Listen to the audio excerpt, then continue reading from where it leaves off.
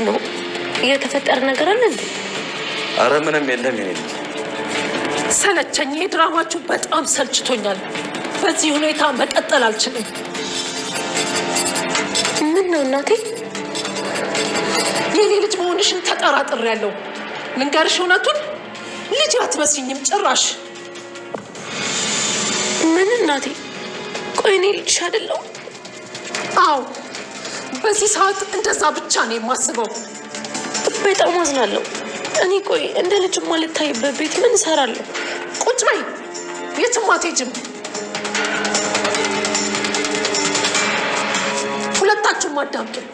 ነገ ጠዋት የዲኤንኤ ምርመራ እናደርጋለን። ወንድሜን ስላመንኩ እንጂ መጀመሪያ ነበር ማድረግ የነበረብን። ስለዚህ ነገ በጠዋቱ ምርመራውን እናደርጋለን። እየሰማሽ ነው አይደል? ልጅ የሆነች ግን ካልተገኘሽ የልጄን ሕይወት በመቀማትሽ ሰው ቤት ገብተሽ ንብረት በመዝረፍ ወንጀል እከስሻለሁ። ይህንን ወቂ።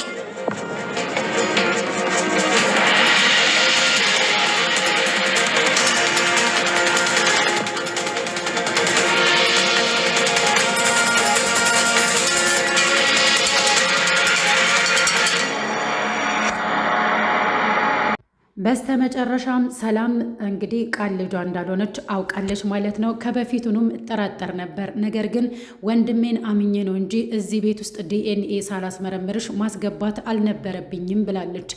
ሌላኛውን ነገር ደግሞ ያላወቀችው ነገር ግን ወንድሟ ያወጣው ምስጢር ቢኖር ለእሷ ባይነግራትም ግን በውስጡ አባቷን እንደገደልኩ አውቀሽ መስሎኝ ነበረ፣ ያወቅሽ መስሎኝ ነበር። ነገር ግን እሱ ካልሆነ ተመስገን ነው፣ ሌላውን እንኳን ምንም አታመጭም። አንቺ እኮ እንደፈለግኩ ማሽከረክርሽ አሻንጉሊቴ ነሽ፣ አሁንም ማሳመኛ አላጣም ብሎ እንግዲህ ለማሳመን እየጣረ ነው ያለው። እንዴት እንደዚህ ያለሽ? እኔ ወንድምሽን ሳታምኚ እንዴት ሳሚን ታምኛለሽ? አሁን ላይ እኮ እኔና አንቺን ለማጣላት ነው ይሄን ሁሉ ጥረት እየሄደ ያለው ሳሚ።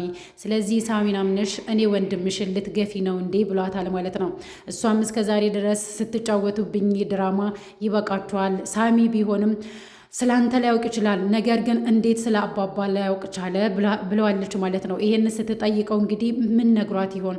ምናልባት የእሷን አባት እኔ አንቄ እንደገደልኩት አውቃ ይሆን እንደ እያለ በውስጡ እየተብሰለሰለ ነበር። ነገር ግን ያንን ነገር እንዳላወቀች ካወቀ በኋላ ተመስገን ብሏል በውስጡ ማለት ነው። አሁን ላይ እንግዲህ ሳሚ እንደነገረው አውቋል። ምክንያቱም ስልኳን ሲቀበላት አልተዘጋም ነበር። እሷም እንግዲህ በስተመጨረሻ ላይ ልጄ ማነች ብላ ስትጠይቀው በጣም ዘግይቶ ስለነበረ እሱ ያወራውን ስለ ብሌን ያወራውን ነገር ምንም ነገር አልሰማችም ማለት ነው። ምክንያቱም እሱ የራሴን ድርሻ ተወጥቻለሁ ብሎ እንግዲህ ከሰማችም ሰምታኛለች፣ ካልሰማችም እኔ መሄድ እስካለብኝ ድረስ መርዳት እስካለብኝ ድረስ ረድቻታለሁ። ስለዚህ ካሁን በኋላ ሰማችም አልሰማችም ግድ አይሰጠኝም ብሎ ስልኩን ዘግቷል ማለት ነው።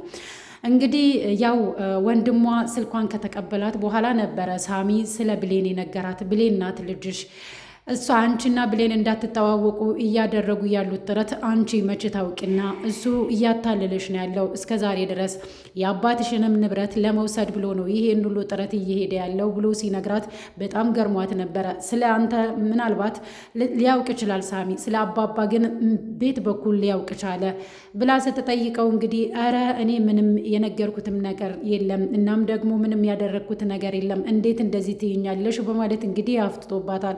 እሷም እስከ ዛሬ ድረስ ድራማ ስትጫወቱብኝ እንደነበራችሁ አትቀሩም።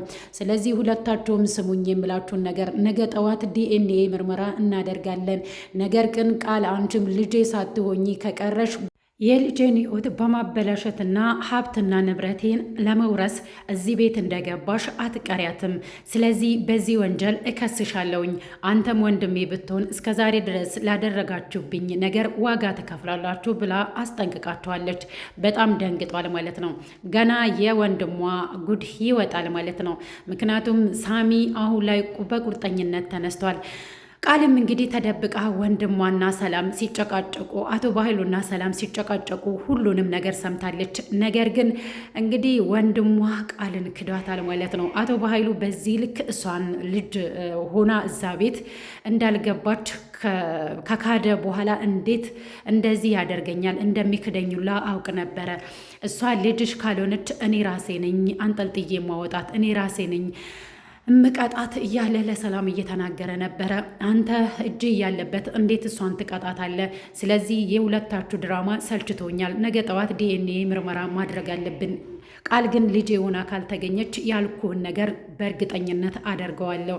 እስከዛሬ ድረስ በልጄ ሕይወት እንደተጫወታችሁ አትቀሩም ብላችኋለች ማለት ነው። ሌላኛውና ዋነኛው ነገር እንግዲህ አሁን ላይ የዳግም እናት በጣም በእጅጉ ደንግጣለች ማለት ነው። ምክንያቱም ጎረቤቷ ተለሳልሳ እንግዲህ የእሷን ጉድ እየሰማች አቶ በኃይሉ እንደምታሳብቅ ሁሉን ነገር አውቃለች። ነገር ግን ዳግም ሴትዮቷን አምኗታል። እንዴት ስለ አባቴ ልታውቅ ቻለች? አባቴ በሌላ በሰው እጅ እንደተገደለ ሁላ ታውቃለች። ይህን ነገር ውሸት ነው ብዬ መቀበል አልችልም። እናቴ ስለ አባቴ ንገሪኝ። አባቴ እውነትም ታሞ ነው እንደ ሞተው ወይስ በሰው እጅ ነው ሞተው ብሎ እንግዲህ ጠይቋታል። እሷም ልትናገር አልቻለችም። ምክንያቱም ከተናገረች ሁለቱንም ልጆቼ አቶ በኃይሉ ያለ ርኅራሄ ያጠፋብኛል ብላ ስለፈራች ግዴታ ሆኖባት ዋሽታለች ማለት ነው። ያንን ውሸት ደግሞ የሆነ ጊዜ ላይ እኔ እደርስበታለሁ፣ እናቴ ስትዋሺ ያስታውቅብሻል ብላታለች። ብሌንም ማለት ነው። ብሌንም ማወቅ ትፈልጋለች የዳግም አባት በምን ምክንያት እንደሞተ። እናትየዋ ግን ታውቃለች። ይህንን ነገር እያወቀች ግን ልጆቿን ደብቃለች። ጎረቤቷ እንግዲህ አሁን ላይ እናታችሁ የደበቀቻችሁ ነገር አለ፣ አባትህ በሰው እጅ እንጂ ታሞ አይደለም የሞተው፣ ይህንንም ደግሞ እናትህን ጠይቃት ብለዋለች ማለት ነው።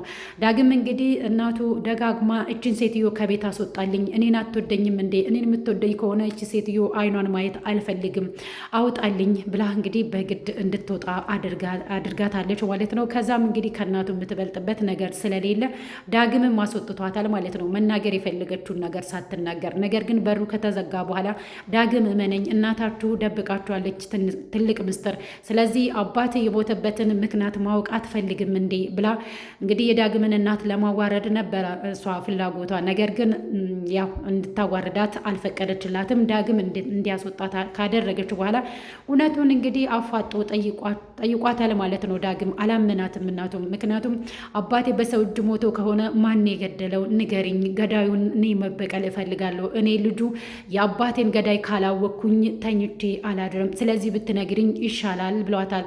እሷም ደግሞ ሌላ አማራጭ ስለሌለ ልጆቿን ከበኃይሉ ማዳን ስላለባት አሁንም ደጋግማ ዋሽታቸዋለች ማለት ነው። ነገር ግን አንድ ቀን እንግዲህ ዳግም ሊደርስበት ይችላል ማለት ነው። ምክንያቱም የዳግም እናት ጎረቤት የነበረችዋ ሴትዮ አፋጦ መጠየቁ አይቀርም ሌላ ጊዜ አግኝቷት። ነገር ግን ከእናቱ በላይ ያምናታል ብዬ አላስብም እኔም። እናታችሁ የምትላችሁን አሰሙም እንዴ? ለምንድን ነው በዚህ ልክ የምታስጨንቁኝ? እናም ደግሞ እኔ ምንም አልሆንኩም ከፊትሽ ያስታውቃል የምትሉኝ ምን ነው ከፊቴ የሚያስታውቀው? እኔ ለእናንተ በዚህ ልክ እናትም አባትም ሆኜ እናንተን ማሳደጋችሁ አይበቃም እንዴ? አባት በቃ ታሞ ነው የሞተው፣ ከኔ በላይ የምታውቀው ነገር አለ እንዴ? አንተ ሕፃን ነበርክ በዛ ሰዓት ላይ ብላ ለማሳመን ብትሞክሩ እንኳን ዳግም ሊያምናት አልቻለም ማለት ነው። በሆነ መንገድ የአባቴን ገዳይ ማወቅ አለብኝ ብሎ በቁርጠኝነት ተነስቷል።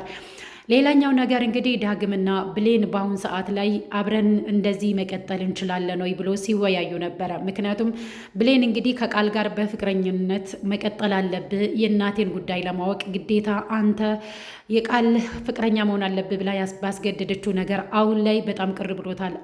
አንቺ ለእኔ ግድ የለሽም፣ ከእሷ ጋር እንኳን ብተኛ ብስማት ምንም ባደርግ ግድ የለሽም፣ አንቺ ግድ ያለሽ በአሁን ሰዓት ላይ ስለ እናትሽ ማወቅሽን ብቻ ነው፣ ለእኔ ምንም አይነት ስሜት የለሽም። እንደው እግዚአብሔር ይበልና ተሳክቶልኝ ስለ እናትሽ ብናውቅ አንቺና እኔ እውነት በፍቅረኛምነት እንቀጥላለን ወይ፣ ባልና ሚስት እንሆናለን ወይ፣ ልጆች እንወልዳለን ወይ ብሎ ሲጠይቃት ስለዚህ መልስ መስጠት አልችልም፣ ምን አይነት ስሜት እንኳን እንደሚሰማኝ አላውቅም ብላ እንግዲህ ያው እምቢ ብለዋለች ማለት ነው። ይህንን ነገር ደግሞ እርግጠኛ ሳልሆን በዚህ ልክ እኔ ከቃል ጋር መቀጠል የለብኝም። ቃልን እንግዲህ ታውቂያታለች ከዚህ በፊትም እንዳሳሳተችኝ፣ አሁንም ደግሞ ሌላ ነገር እንኳን ቢፈጠር አንቺ ግድ አይሰጥሽም አይደለ? እኔ በአንቺ ልብ ውስጥ ቦታ የለኝም አይደለ ብሎ ሲጠይቃት ምንም አይነት መልስ አልሰጠችውም ነበር።